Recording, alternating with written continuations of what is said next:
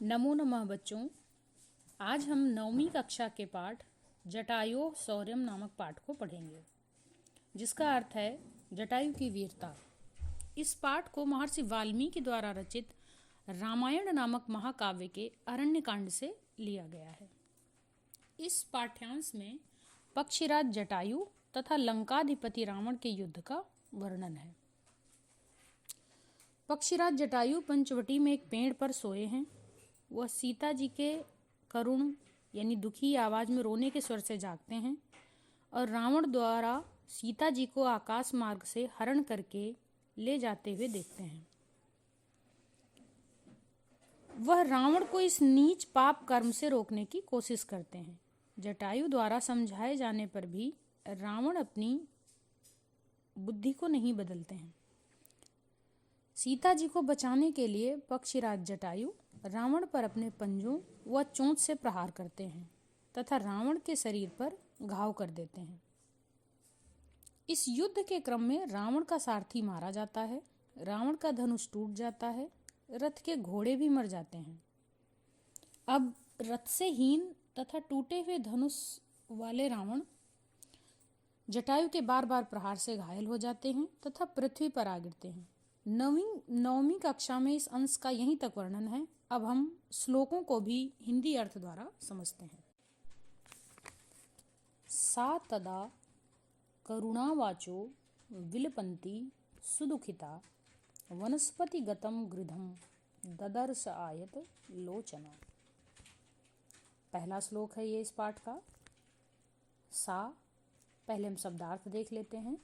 सा यानी वो सीता जी, तदा तब, करुणा अर्थात बहुत दुख के साथ, वाचो वाणी में, विलपंती विलाप करना यानी रोना, रोती हुई, सुदुखिता बहुत ही ज़्यादा दुख में रोती हुई सीता जी ने, वनस्पतिगतम वनस्पति का अर्थ है वृक्ष पर, गतम बैठे हुए, गृधम गीधराज यानी जटायु को, ददर्श आयत लोचना, आयत लोचना बड़ी बड़ी आंखों से, ददर्श यानी देखा। तब उन सीता जी ने करुण वाणी में अत्यधिक दुख के साथ रोते हुए आसपास देखा तो उन्हें वृक्ष पर बैठे हुए गीधराज जटायु दिखाई पड़े, जिनको उन्होंने अपनी बड़ी बड़ी आंखों से देखा। अगला श्लोक, दूसरे श्लोक को देखते हैं बच्चों। जटायु पश्य मां आरे हीयमाण अनाथवत अनेन राक्षसेन्द्रेण करुणम पाप कर्मणा। जटायु यानी जटायु के लिए शब्द है पश्य देखना या देखिए, देखो, माम आरे मुझको, आरे यानी ये एक सम्मान सूचक शब्द है। हे आर्य जटायु मुझको देखो। हीयमाण अनाथवत, हीयमाण हरण की जाती हुई, अनाथवत अनाथ की तरह, अनाथ की तरह हरण की जाती हुई, अनेन इस, राक्षसेन्द्रेण राक्षस राज, करुणम पाप कर्मणा, करुणम जो कि ये पाप कर्म कर रहा है, जो कि नीच है और करुण भी है।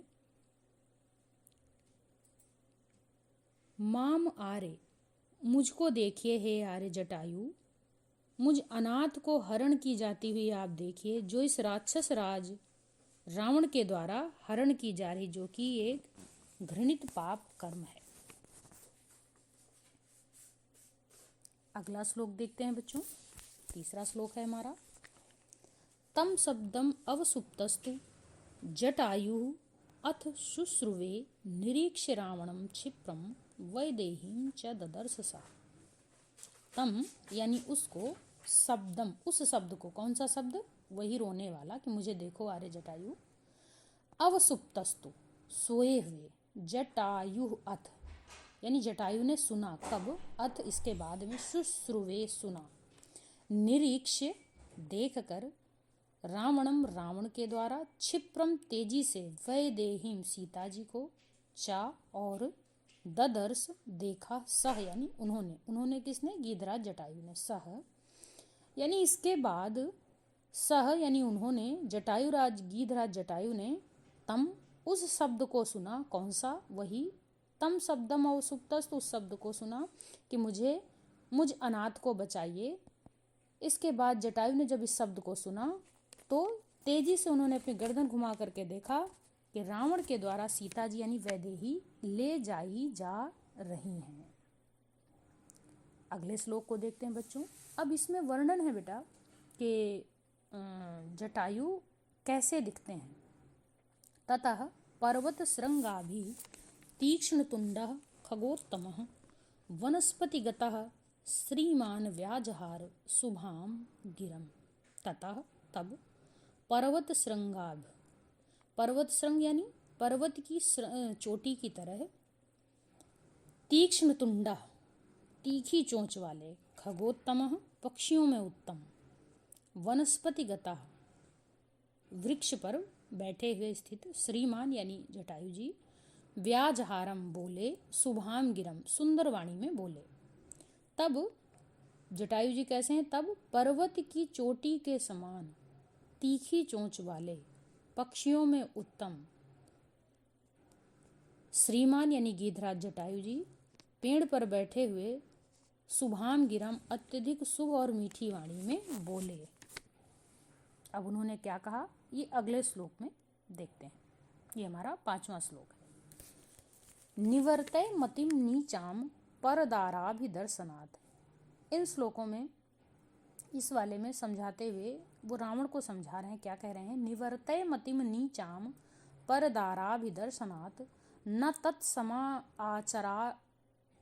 आचरे उद्धीरो यत परोवस्य विग्रहेत। निवर्तय हटा लो, रोक लो, मतिम अर्थात बुद्धि को, नीचाम जो नीच काम के लिए चल पड़ी है, परदाराभिदर्शनात् पराई स्त्री के अभिदर्शनात् स्पर्श दोष से, न तत् समाचरेत उद्धीरा, न तत् समाचरेत इस प्रकार के समाचरेत आचरण को धीरा बुद्धिमान लोग, यत परोवस्य दूसरे के लिए विग्रहेत नहीं करना चाहिए, निंदा करते हैं। कहने का तात्पर्य क्या है?